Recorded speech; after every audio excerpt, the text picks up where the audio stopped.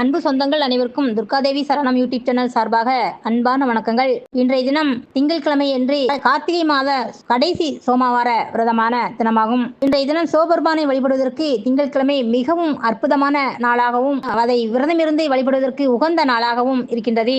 இன்றைய தினத்தில் திங்கட்கிழமை தோறும் சோமவார விரதத்தை திருமணமாகாத ஆண்கள் பெண்கள் ரொம்ப நாளாக திருமணத்திற்கு தடை போட்டுக் கொண்டிருக்கும் பெண்கள் இந்த விரதத்தை கடைபிடித்தால் நிச்சயம் நல்ல வரன் கிடைக்கும், சந்தேகமே இல்லைங்க.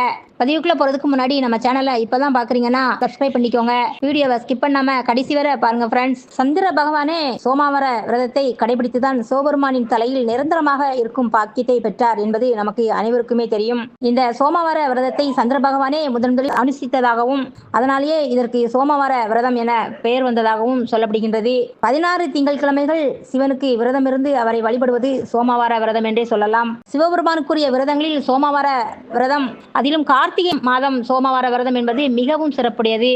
இப்படி விரதம் இருக்கக்கூடிய திங்கட்கிழமை என்று சிவபெருமானின் 1000 திருநாமங்களை சொல்லி வில்வ இலைகளால் அர்ச்சனை செய்து வழிபட்டால் அனைத்து விதமான நலன்களும் கிடைக்கும், வேண்டிய வரங்கள் கண்டிப்பாக கிடைக்கும் என்பது நம்பிக்கைங்க.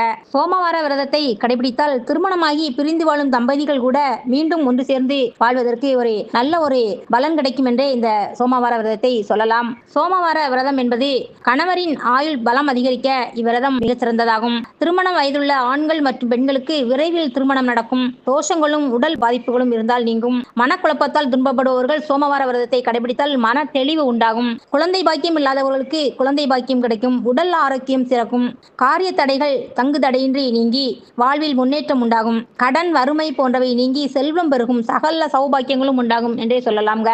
இப்படி கார்த்திகை மாதம் சிவபெருமானுக்கு மிகவும் பிடிக்கும். இந்து மதத்தில் கார்த்திகை மாதத்திற்கு சிறப்பு அந்தஸ்து உள்ளது என்றே சொல்லலாம். ஏனெனில் இந்த மாதத்தில் மகாதேவருக்கு சிறப்பு வழிபாடு செய்யப்படுகின்றது. சிவபெருமான் தன் பக்தர்களின் மீது ஒரு சிறப்பு கண் வைத்திருப்பார் என்றே சொல்லலாம். அனைத்து சிவபக்தர்களுமே சோமவார விரதத்தை கடைபிடித்தால் சிவபெருமான் மகிழ்ந்தாலே பக்தர்களின் தொல்லைகள் அனைத்துமே தானாகவே நீங்கும் என்று சொல்லப்படுகின்றது. சிவபெருமான் பிரபஞ்சத்தின் அனைத்து தீமைகளையுமே அளிக்கிறார். இம்மாதத்தில் தான் சோமவார விரதம் சிவபக்தர்களால் கடைபிடிக்கப்படுகிறது என்று புராணங்கள் சொல்கின்றன. சோமவார விரதம் சிவனுக்கு மிகவும் உகந்த விரதமாகும். இந்த விரதம் கார்த்திகை மாதங்களில் வரும் இன்றைய தினம் கடைசி சோமவார தினமாகும். இந்த திங்கட்கிழமையில் பக்தர்களால் கடைபிடிக்கப்படுகின்ற இந்த விரதத்தை பெண்கள் பெரும்பாலும் நல்ல கணவனை பெறுவதற்காகவே கடைபிடிக்கக்கூடிய ஒரு விரதம் என்றே சொல்லலாம்.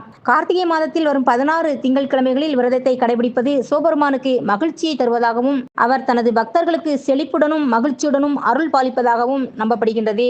அதுபோல சிவனை திருமணம் செய்து கொள்வதற்காகவே பார்வதி சோமவார விரதத்தை கடைபிடித்ததாகவும் சொல்லப்படுகிறதுங்க. இப்படி திருமணமாகாத பெண்கள் சோமவார விரதம் இருப்பதன் மூலம் நல்ல பலன்கள் கிடைக்கும். 16 திங்கட்கிழமை விரதம் இருப்பதன் மூலமும் திருமணமாகாத பெண்களுக்கு சிறந்த வரன் கிடைக்கும் என்பது நம்பிக்கைங்க. சோமவார விரதம் அனுஷ்டிப்பதன் மூலம் தாம்பத்திய வாழ்வு மகிழ்ச்சி அடைவதோடு எல்லா பிரச்சனைகளிலிருந்தும் விடுபடும். இந்த விரதத்தை ஆண் பெண் இருபாலரும் அனுஷ்டிக்கலாம். சோமவார விரதத்தை கடைபிடிக்க நினைப்பவர்கள் திங்கட்கிழமை தோறும் அதிகாலையில் எழுந்து வீட்டின் பூஜை அறையில் விளக்கேற்றி சிவன் படத்திற்கு பூக்களை சூடி உங்கள் நெற்றியில் திருநீர் பூசிக்கொள்ளுங்கள். சர்க்கரை பொங்கல், பாயாசம் போன்ற உணவுகளை சிவனுக்கு நைவேத்தியமாக படைத்து சிவ மந்திரங்கள், சிவபுராணம் போன்றவற்றை படிங்கள். இந்த விரதம் மேற்கொள்பவர்கள் 3 வேளை எதுவும் உண்ணாமல் இருப்பது ரொம்பவும் சிறப்பு என்றாலும் வேலை தொழில் போன்றவற்றில் ஈடுபடுபவர்கள் 3 வேளையும் உப்பு சேர்க்காத உணவை சாப்பிடலாம் அல்லது பால் பழங்கள் மட்டும் சாப்பிட்டு விரதம் இருக்கலாம். இன்றைய தினம் முழுவதும் காலை முதல் மாலை வரை சிவ ஸ்லோகம் மனதிற்குள் சொல்லி வர வேண்டும். மாலையில் கோவிலுக்கு சென்று சிவனுக்கு பால் அபிஷேகம் மற்றும் அர்ச்சனை செய்து வழிபட்டு வீடு திரும்பிய பின்பு சிவனுக்கு நைவேத்தியமாக செய்த பிரசாதங்களை சாப்பிட்டு விரதத்தை நிறைவு செய்து கொள்ளலாம். தொடர்ந்து இப்படி 16 திங்கட்கிழமை விரதம் மேற்கொள்ள முடியாதவர்கள் விரதம் மேற்கொள்ளாத திங்கட்கிழமைக்கு அடுத்து வரும் திங்கட்கிழமையில் சிவனை வழிபட்டு விரதத்தை தொடரலாம்ங்க.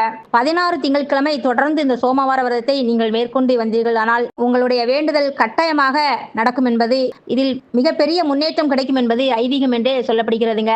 சகோதரிகளே, இந்த சிவபெருமானின் விரத வழிபாட்டை மேற்கொண்டு இனிதே வளம் பெற்று நலமுடன் வாழ்க. மீண்டும் அடுத்த பதிவுடன் சந்திக்கும் வரை உங்கள் சகோதரியான துர்காதேவி சரணம்.